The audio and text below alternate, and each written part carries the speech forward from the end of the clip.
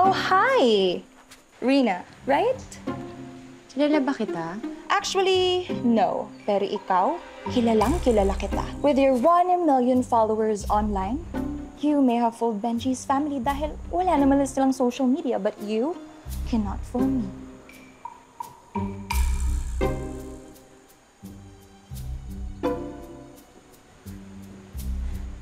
Ikaw yung Anita?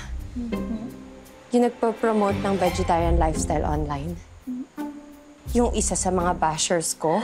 Exactly! Kasi salot ka sa lipunan just like all the other meat lovers out there.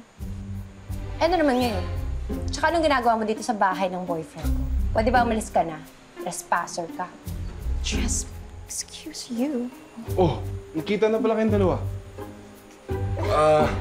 Bebe Love, siya si Anita, ex-girlfriend ko. Ano? Pero don't worry, magkaibigan na lang kami ngayon. You heard that right.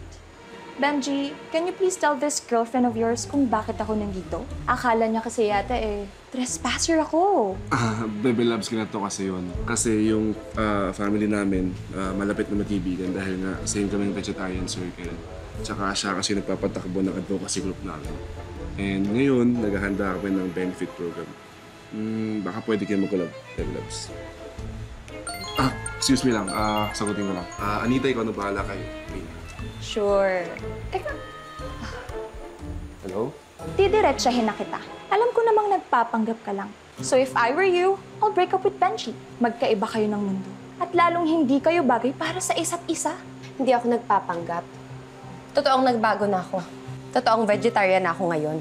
Tsaka, meat lover, those days are gone.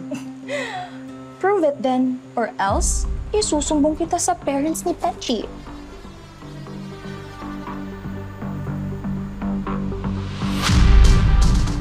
Ano na naman ba tong pakulo mo, ha, Rina?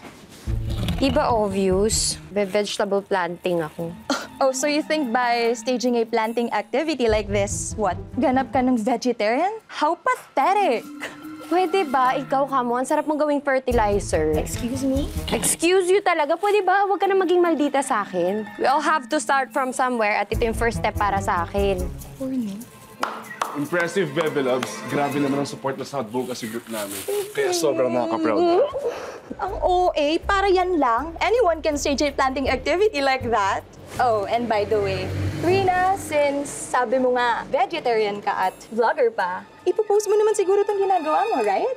Oo nga naman, Bebe Loves. Sigurado ako maraming maabot ng message mo kung ipapost mo to sa social media mo. Ha? Sige. Ipopost ko.